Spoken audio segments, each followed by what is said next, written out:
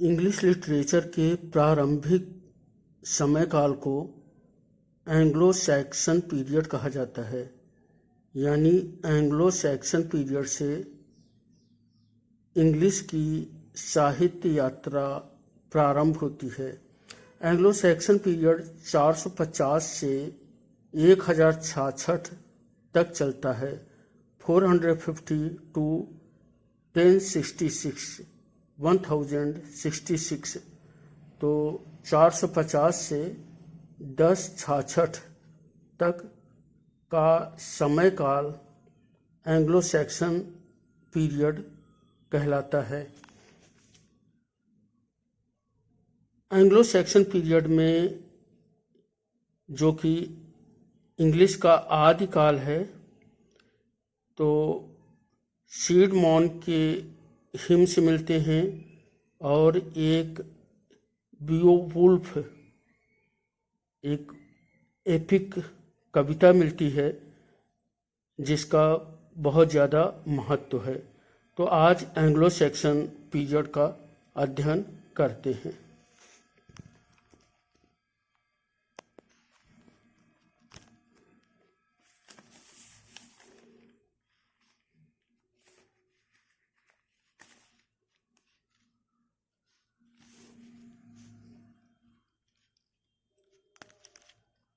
Anglo Saxon period 450 to 1066।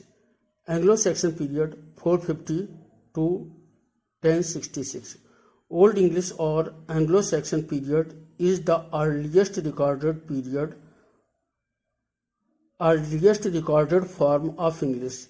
तो Anglo Saxon period जो है इंग्लिश का सबसे प्रारंभिक रूप है।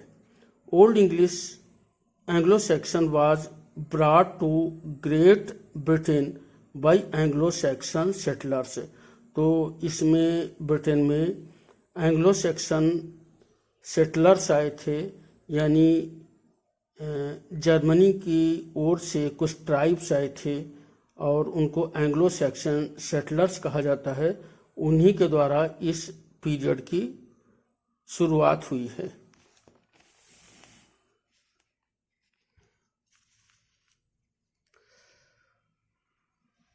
Sidmon's hymn is the oldest recorded Old English poem composed between 658 to 680 AD। तो सीडमॉन का हिम है और ये सबसे प्रारंभिक कविताएं मानी जाती हैं ओल्ड इंग्लिश की। 658 से 680 AD के लगभग की हैं। Caedmon's hymn. Caedmon is the earliest English poet. Hilda of Whitby almost 614 to 680 is a Christian saint. एक हिल्डा या हिल्ड ऑफ विटबी हैं 614 से 680 के लगभग। वे एक क्रिश्चियन सेंट थी। वे भी ओल्ड इंग्लिश की महत्वपूर्ण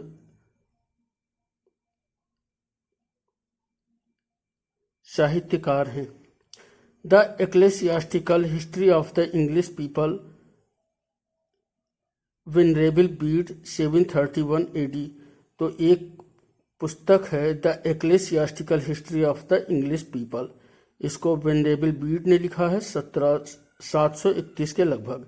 the Ecclesiastical History of the English People Venerable Bede 731 AD। 731 AD Venerable Bede 731 AD।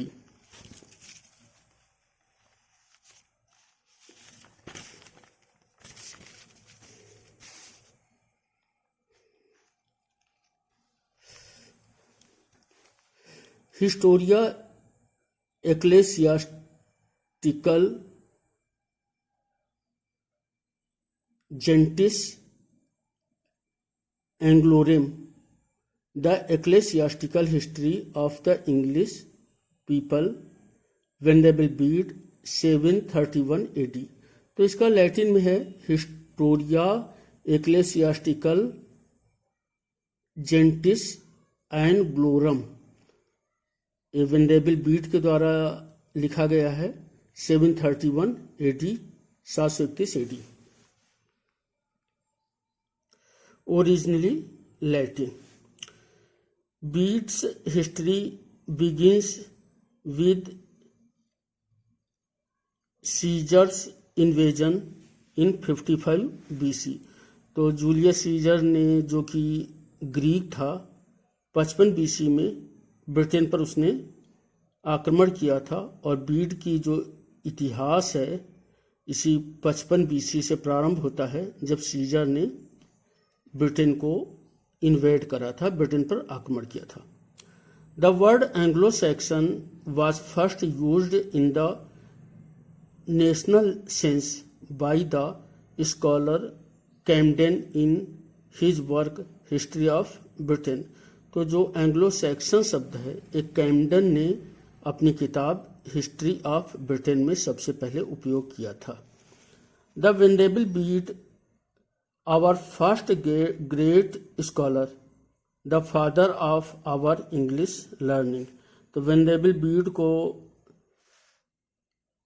सबसे पहला, सबसे महान पंडित विद्वान बोला गया है और अंग्रेजी ज्ञान का पिता बोला गया है, जनक बोला गया है। The Venerable Bede our first great scholar, the father of our English learning.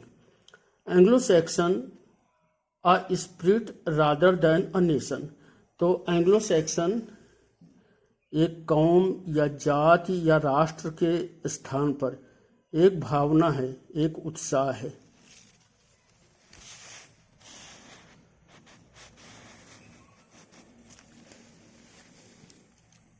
तो Anglo Saxon a spirit rather than a nation. The cultural and social life of tribes, Jutes, Angles, Saxons and Britons unitedly. JUTES Jutes, ANGELS Angles, SAXONS Saxons, BRITON।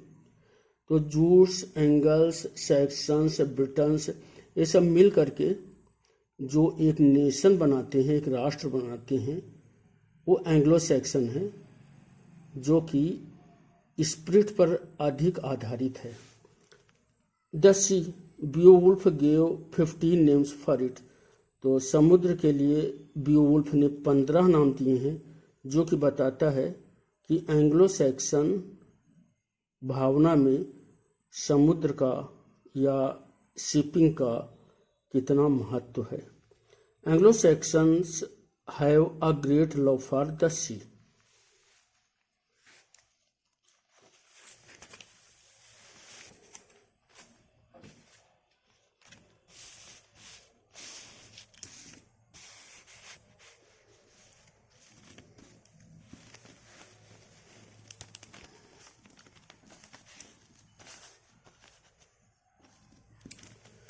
Beowulf the earliest and greatest epic. तो जो Beowulf है ये सबसे प्रारंभिक और सबसे महानतम epic है, महाकाव्य एंग्लो सैक्सन युग का। 3182 lines, alliterative lines written between nines. तो इसमें 3182 पंक्तियां हैं। एलिटरेटिव लाइन्स, पंक्तियां एलिटरेटिव हैं यानी अनुप्रास में हैं। रिटन इन बिटवीन 1975 एंड 1025, 975 से 1025 के बीच में लिखा गया है। यानी बियोवुल्फ ने इस महाकाव्य को 975 से 1025 के बीच में लिखा है। Set in pagan Scandinavia in 6th century.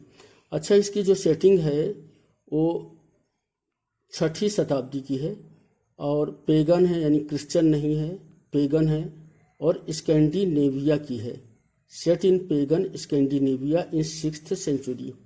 Beowulf was the son of Ecgtheow ECGPEW और ECGPHEW Ecgtheow a warrior of the Swedish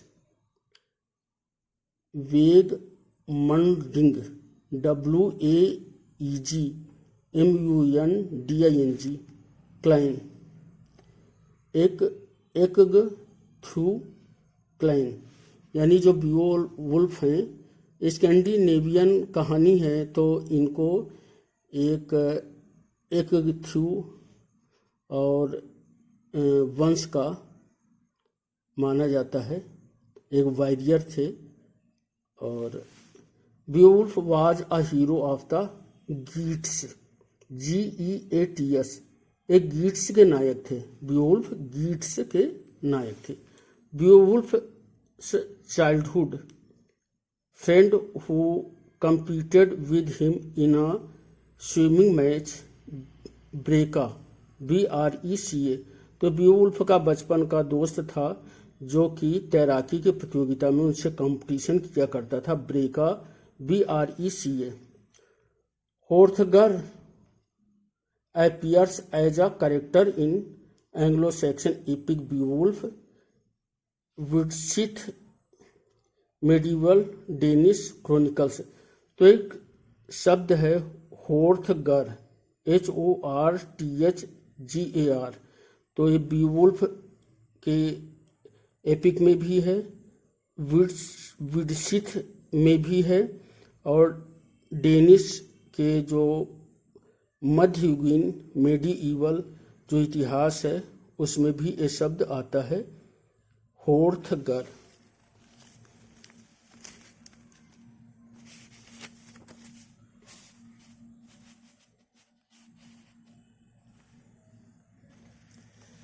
होर्थगर के बारे में डिटेल में अध्ययन करते हैं। Hrothgar in his old age had built near the sea a mead hall called Heorot. Hrothgar ने अपने वृद्धावस्था में ओल्ड एज में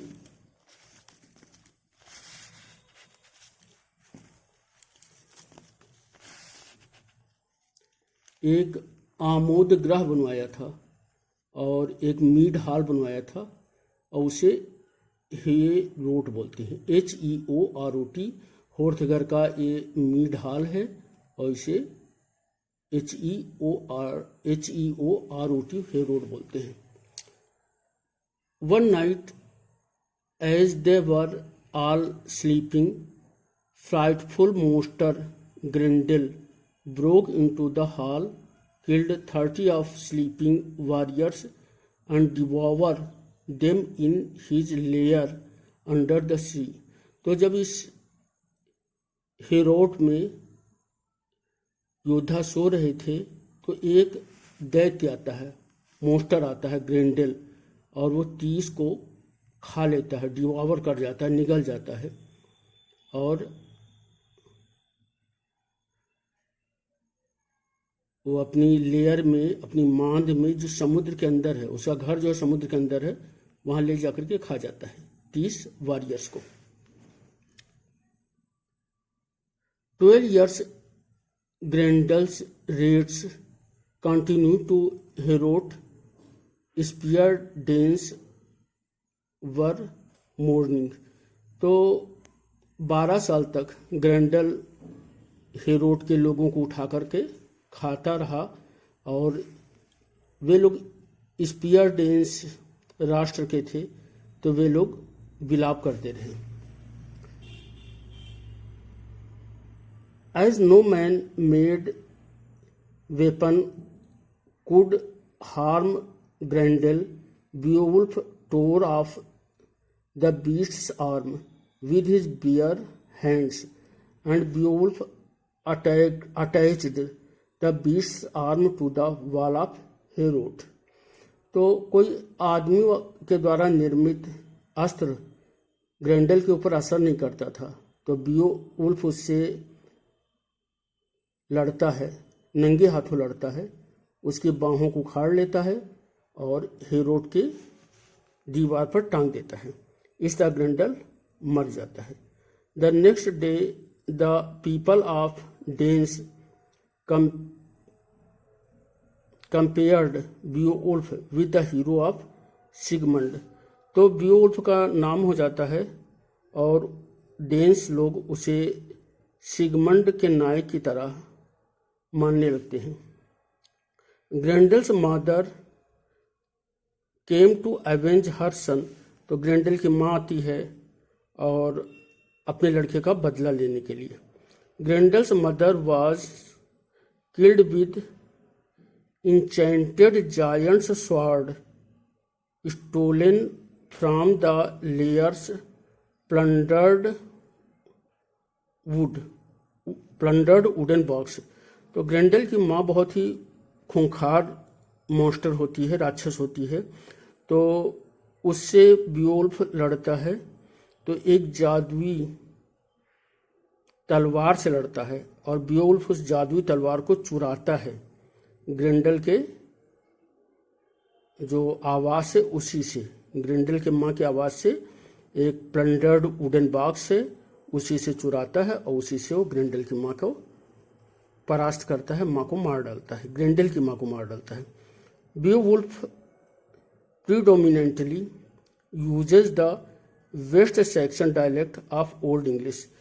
तो जो बियोवुल्फ एपिक है इसमें वेस्ट सेक्शन डायलेक्ट का उपयोग किया गया है। धन्यवाद, थैंक यू।